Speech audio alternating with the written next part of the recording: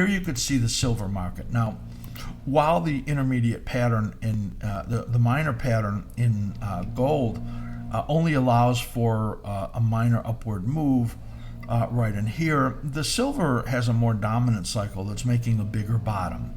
That's why I'm more favorable towards it. It's on the bottom of this big pennant that's being formed. Now, the pennant could slope to the downside. It doesn't necessarily have to keep sloping to the upside. If this bottom's not in place and it wants to come down one more time, it wouldn't be the worst thing. Still, when you look at this, overall, the alignments look good. And where, silver, the gold market today is down 1%. Silver, which has a higher beta, would normally be down 2% or 3%. It's only down 0.5%. So relative to gold, it looks stronger in here. It looks stronger in the pattern. It looks stronger on the way it's trading on the tape. And this looks to me like some upside move in here to 24.82 to 25.35, likely coming right here. So 24.82 is here, 25.35 is about right over here, and then you get to the next confluence is up to, this is $26 here. Oh, these are all possible in here, and again, these confluences come off of those multiple lows that we had right in here. It's not quite as extreme here in the silver market as it was in the gold market, but still it becomes tough to read. And the levels are lower confidence for that reason when we get these flash crashes.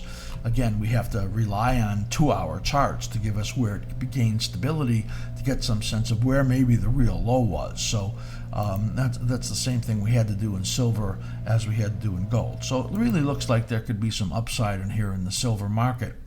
Now, these are the complex structures here in silver. We only do this in silver and in the three stock indexes because it's just a tremendous amount of work. But we've had comments that people like to see it in one of the precious metals, so we keep doing it in here. So there was a very slight shortening of this pattern as you see going on in here and as it began to move up, and it really looks like, let's just look at these last two harmonics right there. It really looks like this bottom was put in place here. That's why we completed this. The upward projection to the middle line, this would just be kind of the average movement, up into the center resistance is 24.83. This is 24.87 in alignment with what I showed you on the weekly. And this is the top up to the confluence is about 25.40. If it can get up into this upper channel right over here, it would make sense. It would try to get into this zone, and that really looks like there's a trade in here. Again, we were looking at silver stocks for a potential bottom.